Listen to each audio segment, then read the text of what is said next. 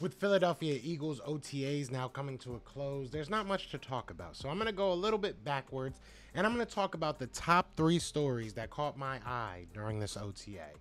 So let's get into it. You want Philly? Yeah, let's do it. Let's do it. What's going on, you guys? It's your boy Joe Castro, aka Philly Fresco, and it is Philly the podcast. So today, like I said, I want to talk about 3 stories that caught my eye in these OTAs. All right, now before we get into that, be sure to hit that like, hit that subscribe, join the family. We are on the road to 4K. We would love for you guys to join that ride, man. We're so close. I feel like we're so close.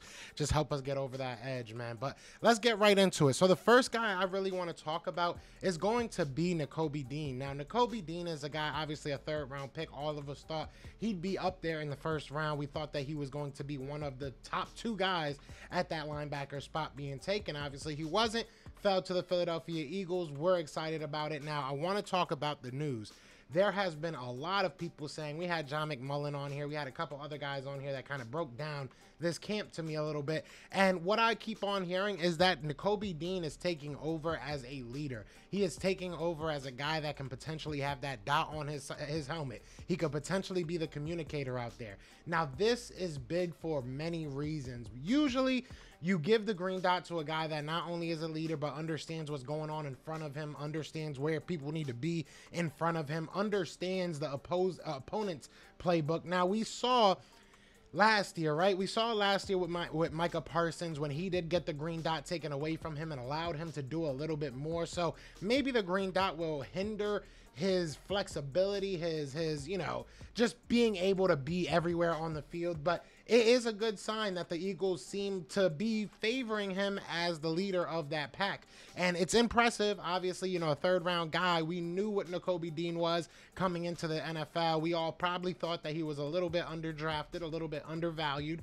So it will be interesting to see if he ends up really taking that spot. We all like Alex Singleton. We all like TJ Edwards. We all like, you know, Davion Taylor, Sean Bradley. There's a lot of guys, Kaiser White. There's a lot of guys in this room. So for him to just kind of be taking over already says a lot about the young man, and I'm excited to hear that. All right, now the next one I want to talk about, is going to be our offensive line. Offensive line is going to be something that the Philadelphia Eagles are going to be talking about a lot. They're going to be talking about it a lot going into this season and after this season. Obviously, Jason Kelce, we don't know where he's going to be. You look at Elaine Johnson, we don't know where he's going to be beyond this year. So you're looking at guys like Driscoll, you're looking at guys like Opeta, you're looking at guys, you know, that can, even a Jurgens, that can possibly step up and maybe take over for the long haul and take over in the long term. But I want to talk about a veteran. I want to talk about Isaac Sayamalu. Isaac Sayamalu, I feel like obviously he got hurt last year, so I feel like he was a little bit of an afterthought on this offensive line because we were so good last year. It has been said, it has been just even by Isaac Sayamalu, he said it, that, you know, Landon Dickerson played his way into that guard position. He's not going to be moving from that guard position, and he deserves to not be moving from that guard position. So that leaves the opposite end, right? You're looking now at the left side of the ball. You're looking for somebody to put with Jordan Mailata. So maybe Isaac Sayamalu.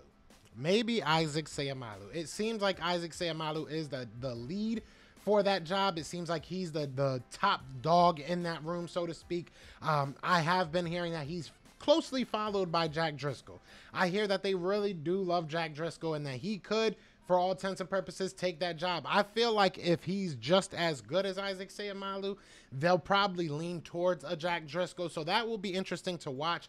That will be interesting to see how that kind of pans out. But Isaac Sayamalu seems like the lead dog right now. Obviously, we're still a couple weeks away from actual camp. We're not going back until next month. So, you know, we still got a little bit of while to actually see these guys hitting, see these guys in full pads, to see these guys at full speed. But as of right now, it looks like Isaac Sayamalu may be that guy.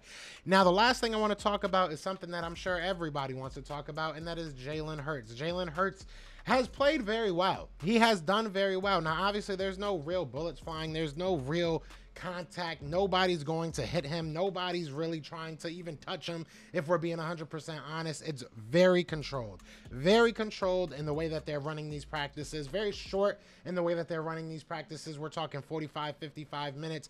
But in the throws that we've been able to see from Jalen Hurts and the time that we've been able to see Jalen Hurts, I will say he needs to connect a little bit more with AJ Brown, which is understandable. This is the first camp that they're having together since I think they played in college together, if I'm not mistaken. Could be wrong about that. I know they're best friends.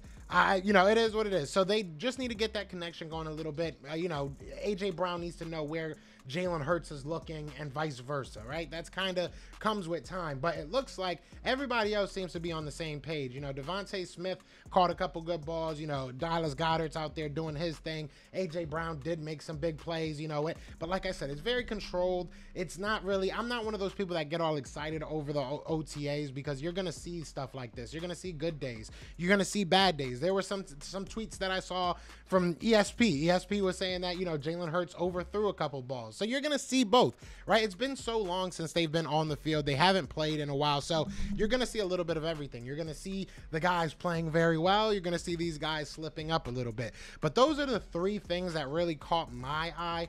Let me know if you're hearing anything, because right now news is dry because the Eagles just decide they don't want to practice this, you know, this OTAs. So we're really waiting till training camp. That's really what we're waiting for. So you guys let me know if there's any stories that you guys want me to cover, but these are the top 3 stories. And if one of these stories you want me to go a little bit more in depth on, let me know in the comments. Let me know how you're feeling about this offseason, because it is one of those off seasons. I'm gonna need y'all to help me out, because there ain't much going on and it's kind of frustrating. But other than that, y'all know what it is, man. It is Fly Eagles Fly, and we are out here. Everywhere, this is for Yeah. you. Fly Eagles flying on the team. Touchdown, touchdown. Time to get Jalen this ring. You don't really want to start a thing. This a Bird Gang Nation, baby. It's a Philly thing. Hater, and you looking like you type trash. I'm just here calling on Philly the podcast. And we can call a man dog, or watch Miles score off the handoff. Rest of the division, your man soft. Jackson like Sean, hunting like Randall. Season here, early time to do 'em in. Your boy Philly Fresco. Thanks for tuning in.